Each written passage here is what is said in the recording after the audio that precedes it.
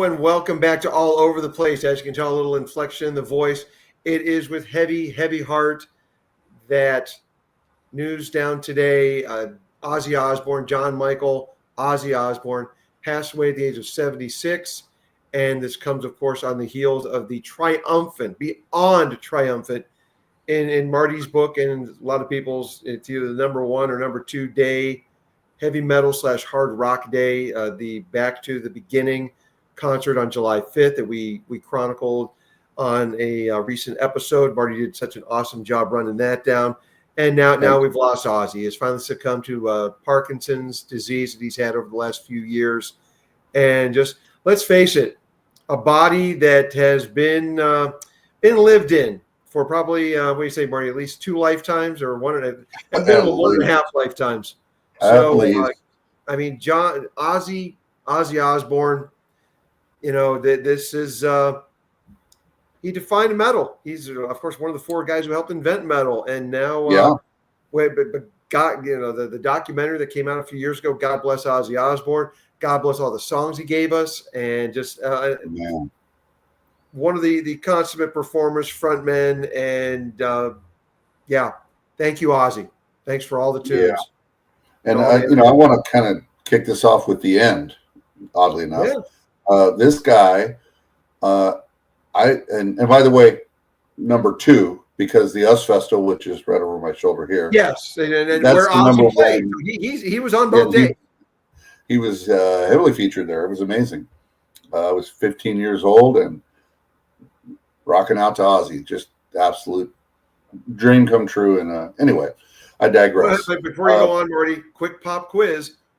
Who else was involved on both days? On both days.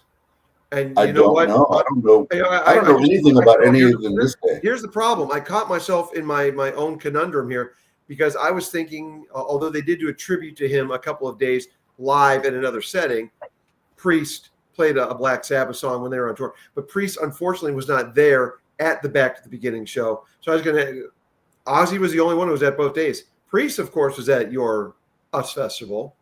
Yes. But now I'm either going to leave this in and fall on the sword as I ask the question, or I'll edit this out. Either way, the 2 greatest days in metal. Marty, back to you. Yes, and Ozzy, 2 greatest in metal, in my opinion. And I know there's a lot of Ozfest and a lot of other things that people will point to, and fair argument. But for me, these were the 2 biggest, 2 best anyway. A 15-year-old kid and a 57-year-old guy.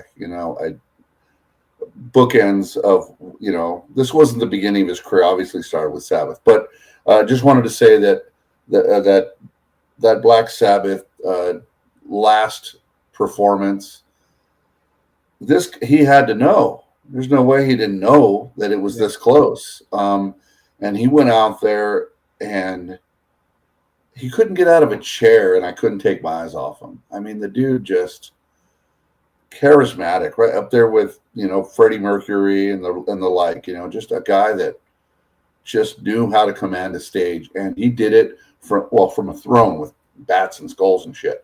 And in the way only Ozzy can do.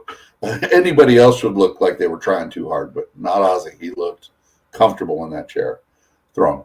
But that was it. He gave everything he had. His voice sounded pretty good. Maybe not all the way there, but he's 76. Who is? Just absolutely, I think, just emptied his soul. That was it. He gave everything he had. That was, he had 8 songs left in him, and he gave them to us. And it's an emotional thing for me because that guy's been a part of my life for all these years, and just for him to be able to go out on his terms and say goodbye. And, while my father didn't get to say goodbye, by the way, this is his shirt. That's why I'm wearing it. He didn't get to say goodbye, but he went out to Pablo.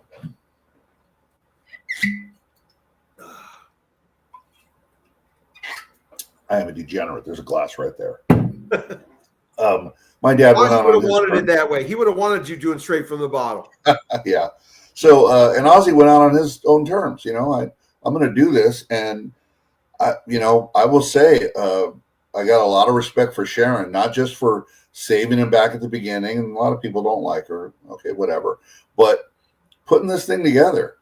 I mean, he hasn't been able to do this kind of stuff for a while, and she's been there making this happen. And I think, this is the thing he'd love to do the most, is be out on stage with us, his fans. And thank you, thank you, thank you. So, I mean, all the way back to the Sabbath days, I think they started in 68, right? Something like that. They blew everybody's mind. And I covered this a little in the last video, but they blew everybody's mind.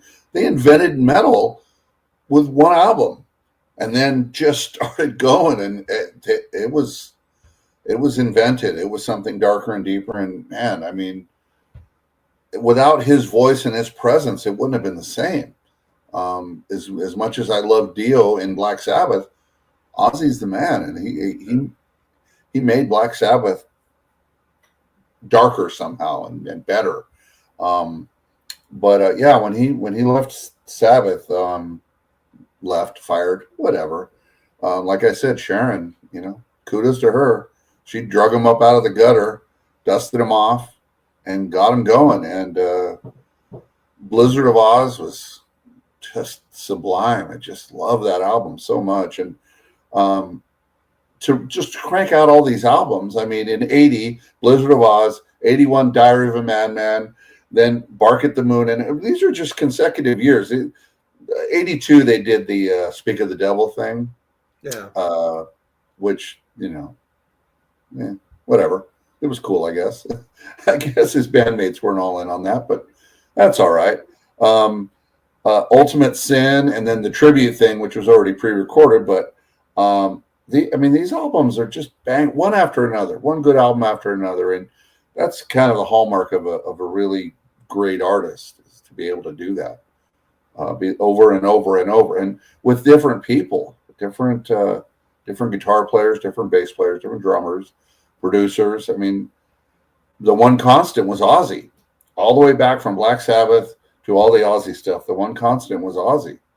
And thank God the music industry was different back then, because it was release an album, tour, record a new album, release that album, tour, Yes. rinse, cycle, repeat. And we got all this great music. You nailed it. Oh, it's a fantastic time to grow up, let me tell you. For all the young people that are watching this, I'm sorry, but we have YouTube, you have the internet, so I don't want to hear it. But man, what a time to grow up. What a time to grow up. And go back and look on YouTube at all these legendary concerts, all these albums. I mean, they were just cranking them out one after another. I mean, how hard is it to make one good album when you make 4 or 5 in a row that are just really good? It's, these guys were amazing. Doing that anymore. I don't want to get into a pointing fingers thing, but it's like, not many are doing it right now. Year after, just every year, something new. It's a different industry now, so that's just it. It's the only excuse I can make for it. But yeah, a great time to be alive, and just, again, more music, more music, more music. And like you said, Ozzy was the constant, and just kept, no matter who he put around him, kept making great music. Some better than others, no doubt about that. But it's sure. When I was it was early, it was like January or maybe February of '83. I was 15 years old, and riding in the back of my buddy's car, coming back from, I think, some show in Orange County, but we're coming back through Carbon Canyon, which is in Southern California, and it was pouring rain, and I'm sitting in the back, and this guy's name is Bill Slane.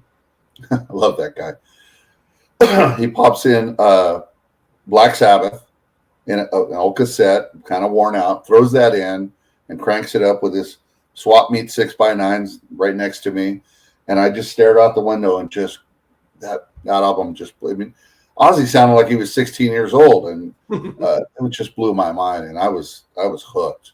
And of course, that spring I went to the S Festival, and that happened.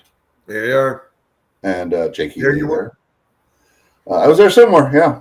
This has been he's an icon to me, and not many people, celebrities that I'm never met him, never will.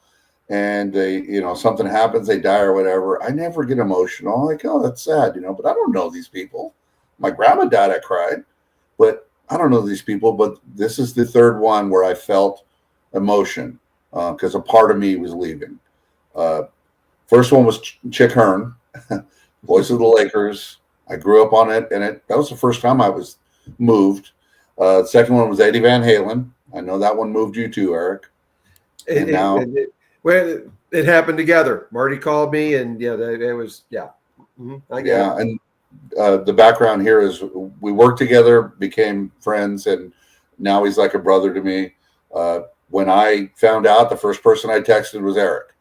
Today, when I found out about Ozzy, the first person I reached out to say something was Eric.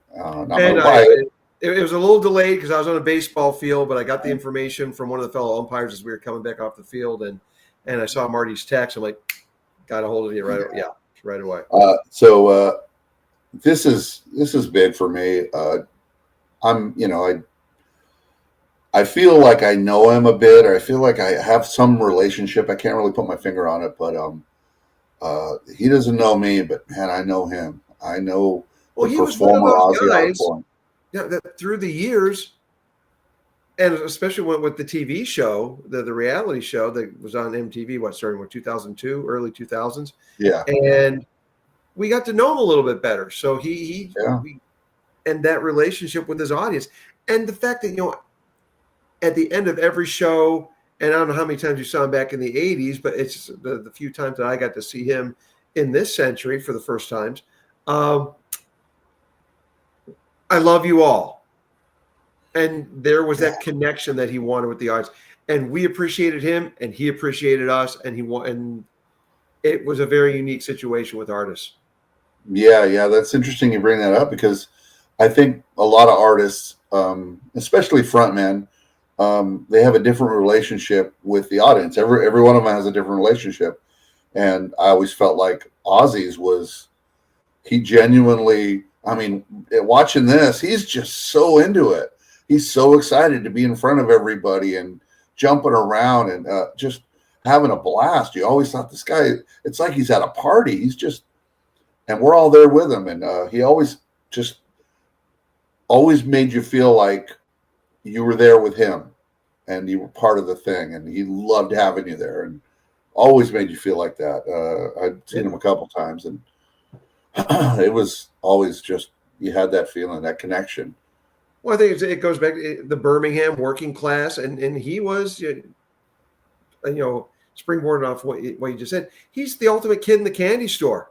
Yeah. And I think the only person who felt that more is probably Jason Newsted when he was with Metallica, especially when he was first with Metallica. Him and Ripper Owens. Yeah, there you go. And or David Lee Roth. It's like, look, that energy that you get. But Ozzy, I think, beat them all in that Kid in the Candy Store arena. Absolutely. Yeah. He always seemed grateful that we were there. He always seemed, never took it for granted. Yeah, it was. You weren't privileged. We felt privileged to be there, but he never portrayed that. He always just portrayed that, I can't believe all these people are here to see me, and this is so amazing, and I'm so glad you came. And I don't think it was ever about money for that guy. He never had a flashy lifestyle. He had a big mansion and shit, but excuse me, he had a wife, so that was going to happen. But you didn't see the guy doing the Hollywood thing, the typical front man. He was just Ozzy. I think that like No More Tears, it was a good album, and it gave us a couple of really good kind of mellower songs. You saw kind of harken back to the Sabbath years when he did some softer songs back then, and I really liked it. I liked that album. It was, it was good. I know some people didn't, but I liked it. No More Tears. It showed that Ozzy was just more than a maniacal guy. Yes. With nothing but energy. He could dial back, like I said, like he did back in Sabbath, where there's changes or just things of a softer nature. Yeah, like Changes and Mama, I'm Coming Home.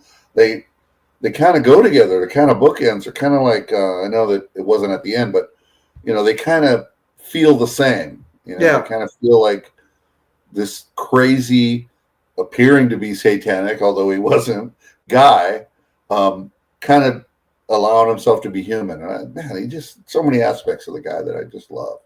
Just love watching him do his thing and be in his element.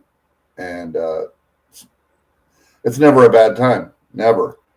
And thank you for all of that, Ozzy. Thank you so much.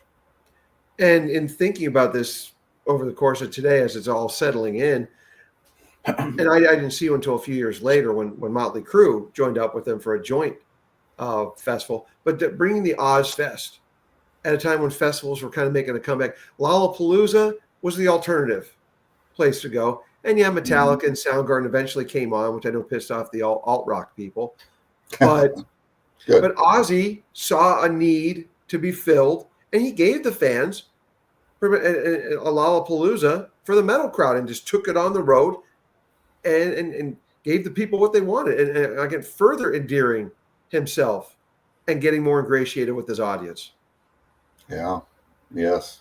And certainly, and I had said it before in the other video, icon. There's, and then some. Yeah. I mean, there's no, how many do we have that are living?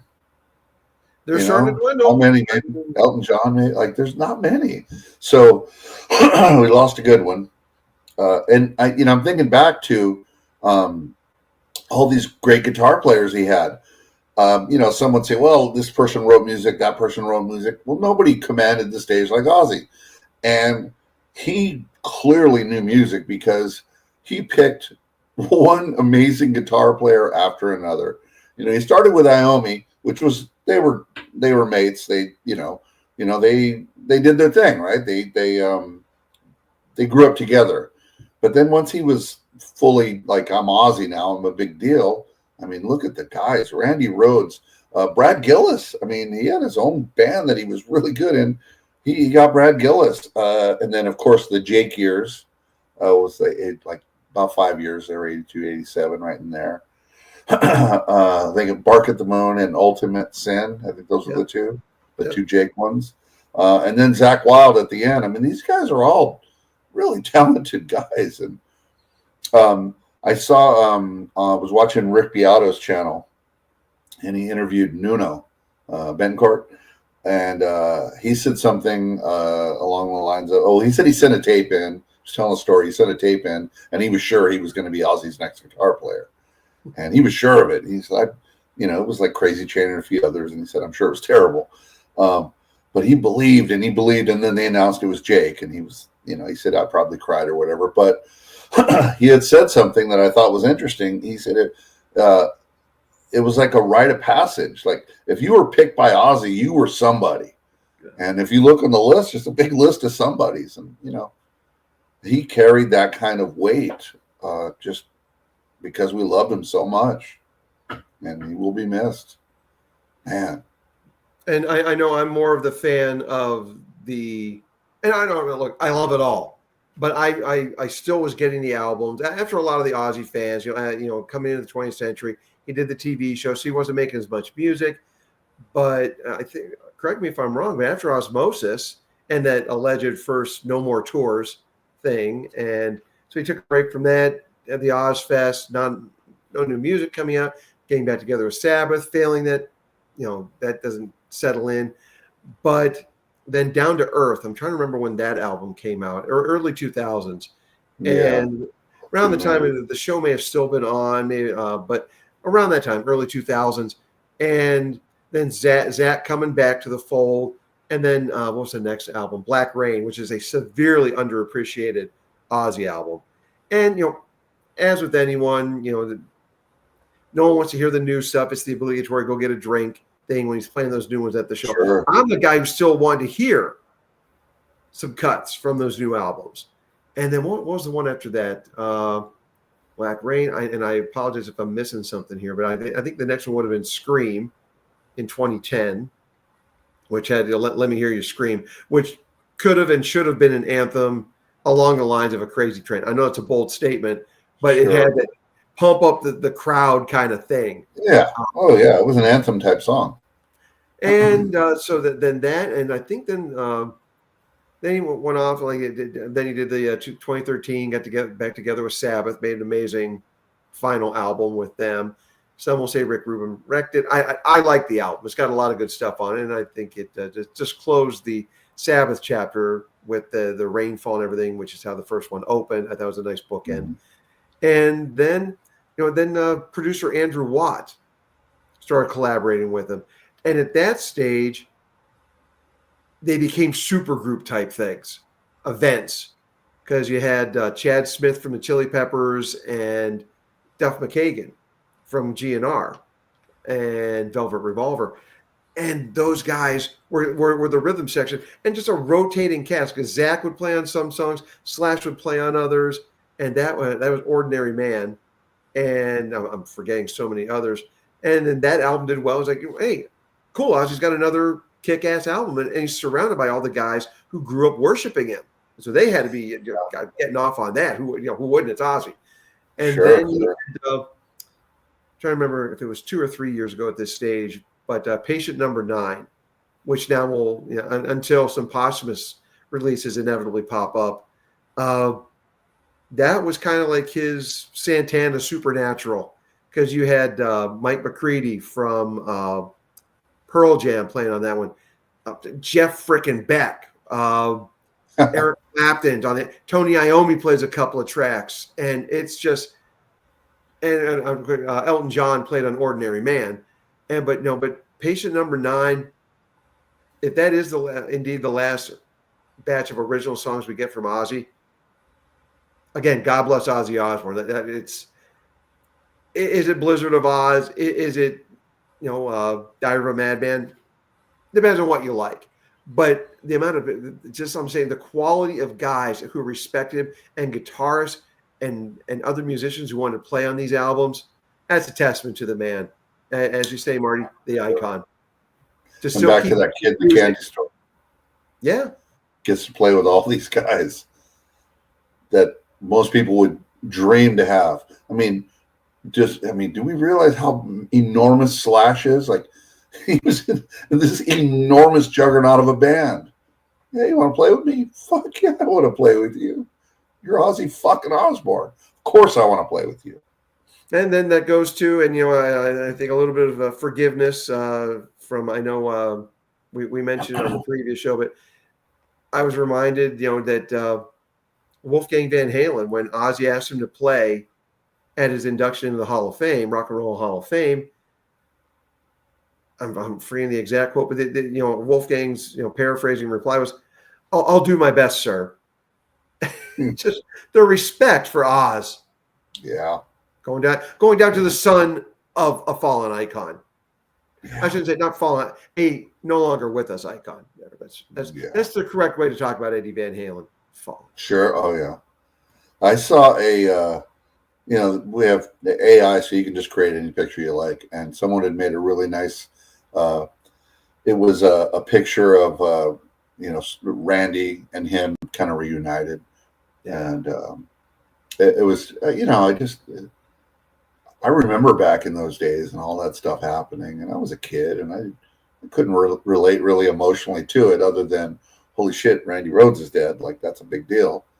But this is rock and roll history. I mean, you can't have it without Ozzy. You got Zeppelin, Motley Crue. You got some big bands out there and Black Sabbath, Ozzy. That is Ozzy Osbourne is rock and roll royalty, no doubt about it. No doubt about it. As we mentioned on the Back to the Beginning show, they are metal. Yeah. So I want to wrap it up. John Michael, Ozzy Osbourne, God bless you. Thank you for so many great tunes. You see me surrounded by these albums here, folks. As soon as we're off the air and I start assembling this show, I'm cranking some Oz. Neighbors, guess what? You're hearing Ozzy Osbourne tonight. Deal with it. You see that face? He loved it. Here's to you, Ozzy. He loved us all. We love him right back. God bless Ozzy Osbourne. Rest in peace.